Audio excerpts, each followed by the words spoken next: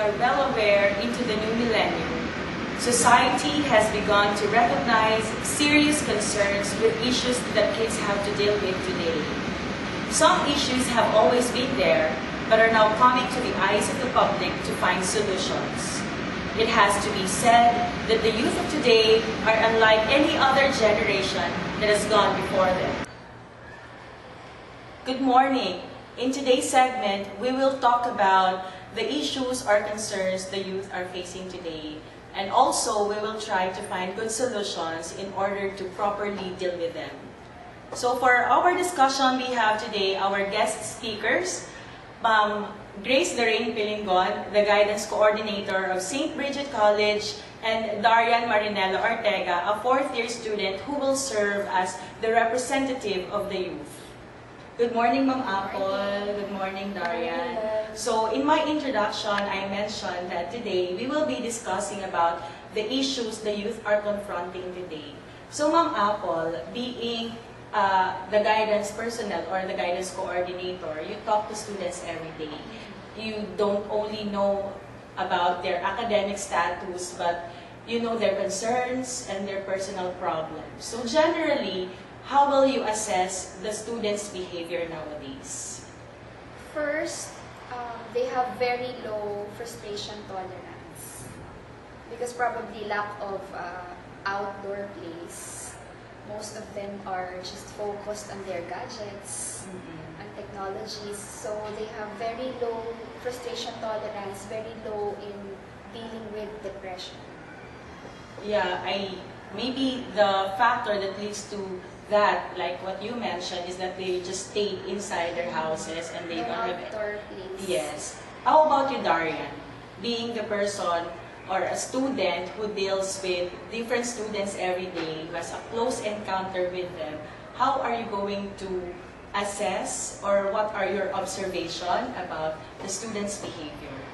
I have observed that most teenagers or most of the students are too much inclined on social networking sites, on gadgets, that to the point that they spend so many hours every day that they consume those hours only for posting, tweeting, and having the selfie.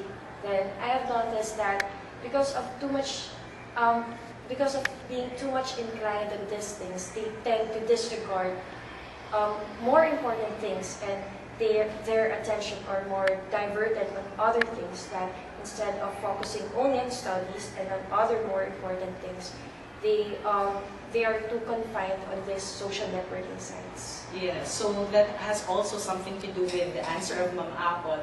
So behavior-wise, what is your observation? You, Ma'am Apple, how old are you?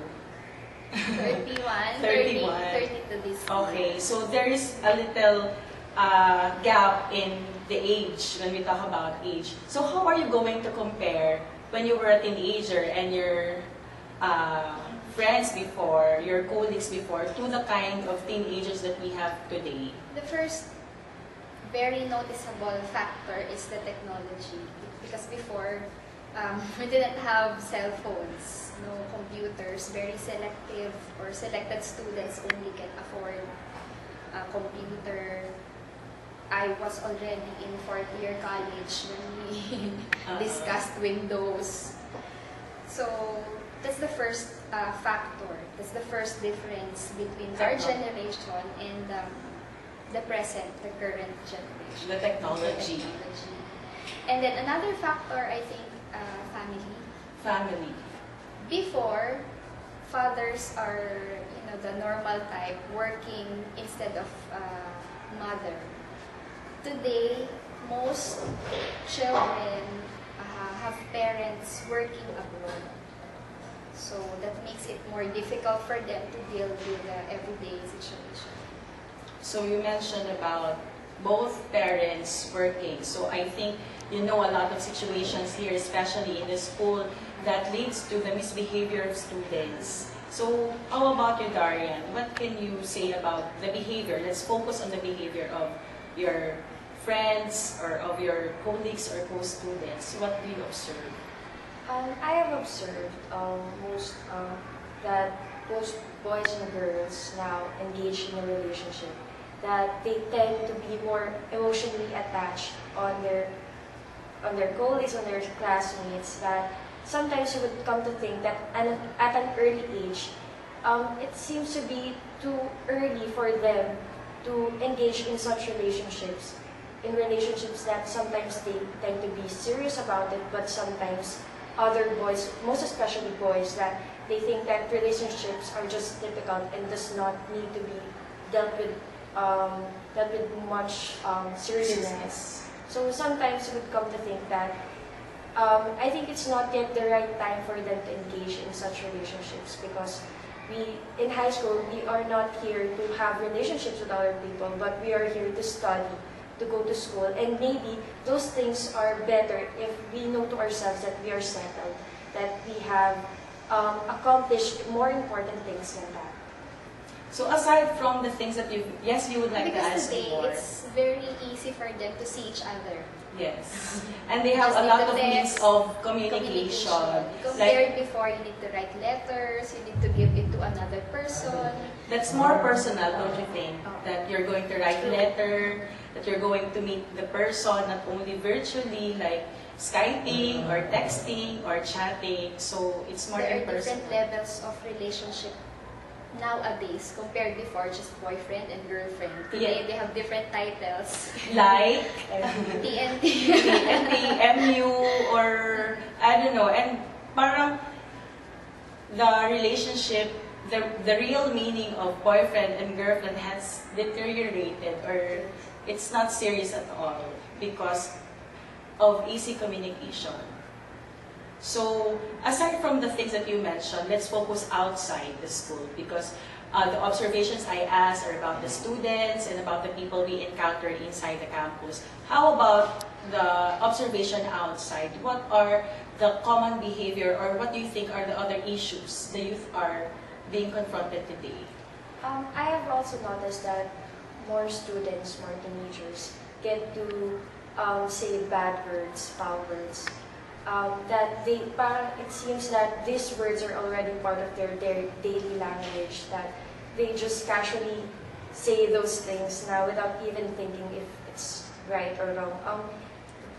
Being a virgin, yes, being a virgin, parang it seems to be inappropriate for them to act or to say those things, because it's not what the school is teaching. Yes. So you would really come to think that where do these children or where do these students get those words, hindi naman po tinuturo here in school. Yeah, the values now are lacking. Because of television shows.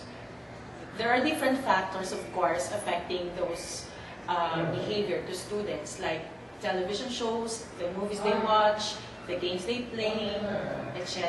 And of course, the people they're dealing with every day. And also, I think the parents, right? Since they don't The have... community also.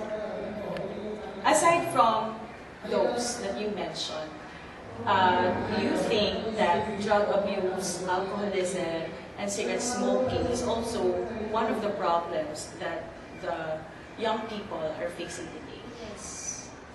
Records show they engaged they take drugs early on in their lives. Why do you think that happens? Most of them, they say because of peer pressure. They want to belong, they want to be part, they're seeking for affection, which they found in drugs. You, Darian, what can you say? Personally, I have not encountered anyone who had any experience with drugs or with alcoholism. But I think maybe the students tend to get interested in these drugs, making them more... so this characteristic, the curiosity thing, makes them more vulnerable on these things, that they carelessly take these drugs without even thinking if it would be for the benefit or not. Okay, so we were discussing about the different problems of the young people or of the young generation. So, what do you think are the things, or who are the people who could better help them? First, your families. The basic the family.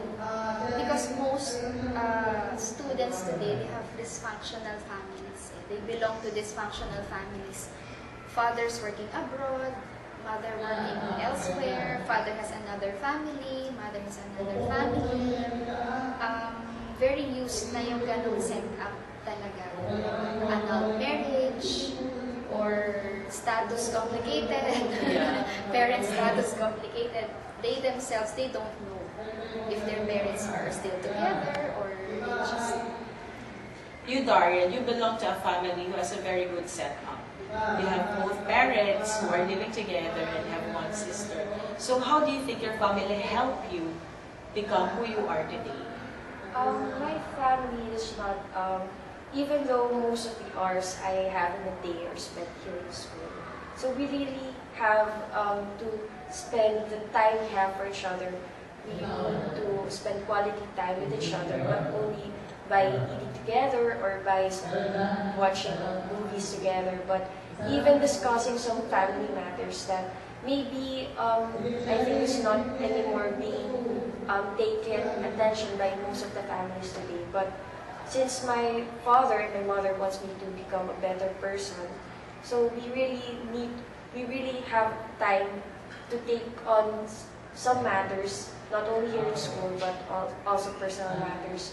We really take time in order for us to have more